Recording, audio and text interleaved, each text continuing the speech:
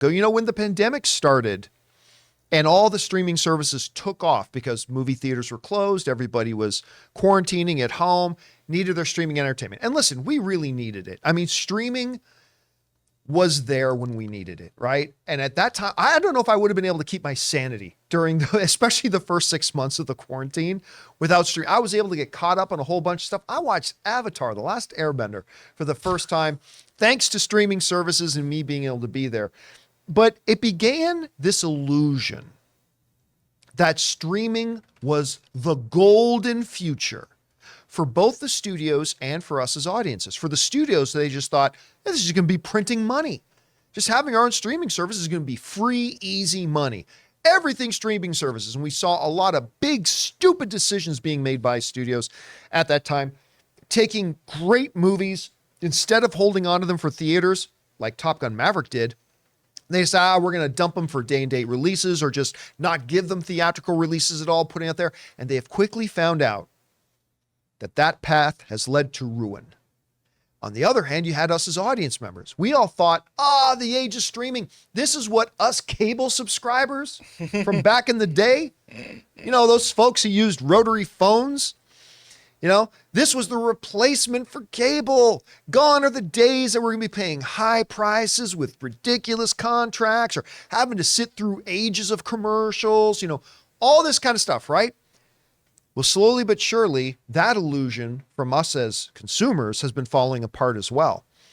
And I read a great article this weekend in Yahoo Finance that really puts it great for how this illusion of this golden era of streaming for us as film fans or television fans has fallen apart. Listen to this. Again, this is from Yahoo Finance.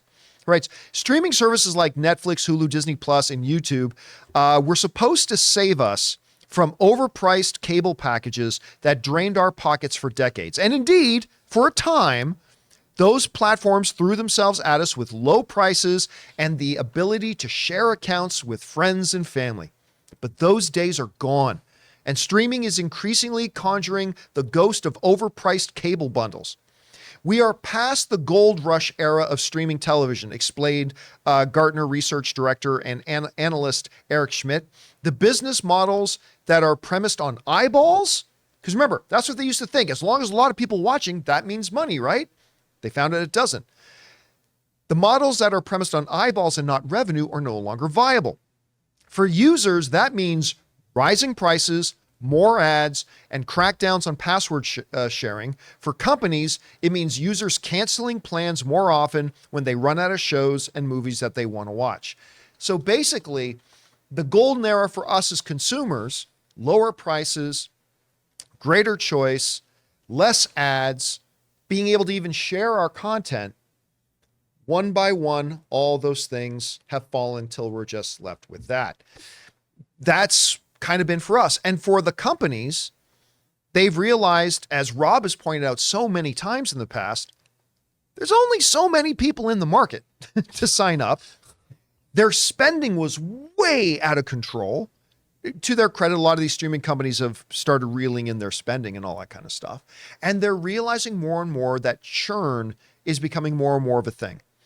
As prices have increased, people have started to adding and removing their streaming services when there's something that they want to watch. For example, look at this.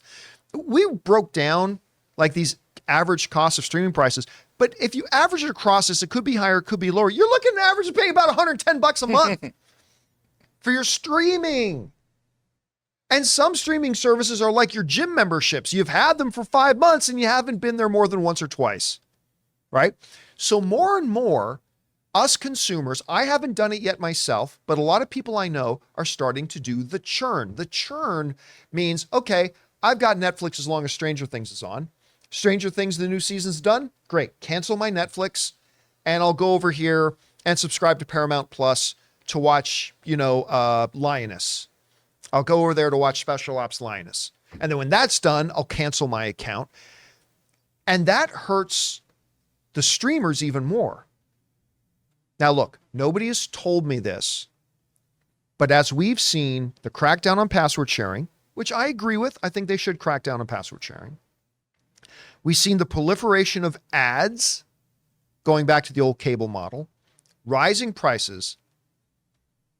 Guys, we want to take a second to thank a sponsor of today's video, Mint Mobile. Signing your life away to a big wireless provider is kind of like being trapped on a roller coaster from hell. Sure, it looks like fun at first. They probably even threw in a free phone, but now you can't get off. Month after month of insane bills and unexpected thrills, like overages and surprise fees. If that sounds like your current big wireless plan, it's time to get off the ride with Mint Mobile. For a limited time, wireless plans from Mint Mobile are just $15 a month. That's unlimited talk, text, and data for just $15 a month. You guys know before I came to Mint Mobile, I was paying triple what I am paying now on the standard big wireless plan, and I will never go back. All plans come with unlimited talk, text, and high-speed data delivered on the nation's largest 5G network. Use your own phone with any Mint Mobile plan and bring your phone number along with all your existing contacts. To get your new unlimited wireless plan for just $15 a month and get the plan shipped right to your door for free, go to mintmobile.com/Campea. That's mintmobile.com/Campea. Cut your wireless bill to just $15 a month at mintmobile.com/Campea. Rob, I believe, and I don't even think this is a long way off, I think this is coming soon.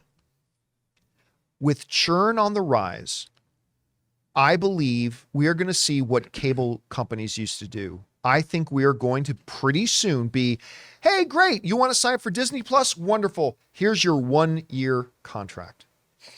That they're going to try to end churn. And I can understand why they'd want to do that because you want to lock in that revenue you're going to get. But as more and more audience members start churn, I believe you're going to, and I think it'll probably start with Disney, but I think Netflix is not going to be far behind. I definitely think Max isn't going to be far behind. If Peacock can survive, it won't be far behind, and neither will Paramount. Although Paramount's net value has dropped 70% in the last little while. It's gone from a $30 billion valuation company to a $10 billion valuation company. But Rob, I really do believe a time is imminently coming. Like I think within the next 2 years, maybe even less, that these streamers are going to say, hey, you can have a monthly plan for $30 a month, or you can get it for like $12 a month by signing on for our 1-year contract, or maybe even foregoing the option for a monthly and going pure required 1-year sign up like your cell phone or whatever. I don't know. What do you think about this article in Yahoo Finance and the stuff that they're saying? What do you think about my fear that we're pretty soon going to see mandatory 1-year contracts? I think all of it's true. The 1-year mandatory contract, I think, is coming. I wouldn't be surprised if somebody decides to bundle them all, like a cable company. Yeah, we've been talking about that recently. And also, when you think about it, John, if you look at a streamer like Netflix, which I still consider to be the granddaddy of streamers, maybe not necessarily the best, but Netflix always has something new. A diversity of programming. It's got new series, it's got documentary shows, it's got reality shows, it's got all kinds of stuff on it. So I think that like Netflix is pretty secure because they're always coming up with some kind of new programming. But when it comes to like Disney Plus or even Paramount Plus, for me it's very program specific because they don't have a lot of new shows, certainly not the kind of diversity of programming that Netflix does. So I really think that some of these streamers have tried to up their prices and they're not providing the value of Netflix, which is expensive, but you get a lot more. And so these streamers have really, I think, bitten off way more than they can chew because Disney Plus especially, they were considering that, every family's going to have Disney, because of the kids. But for us, what do we want on Disney? We want Star Wars and Marvel. That's it. That's one show every quarter. You can't run a streamer that way. It's no wonder why they've lost a ton of money.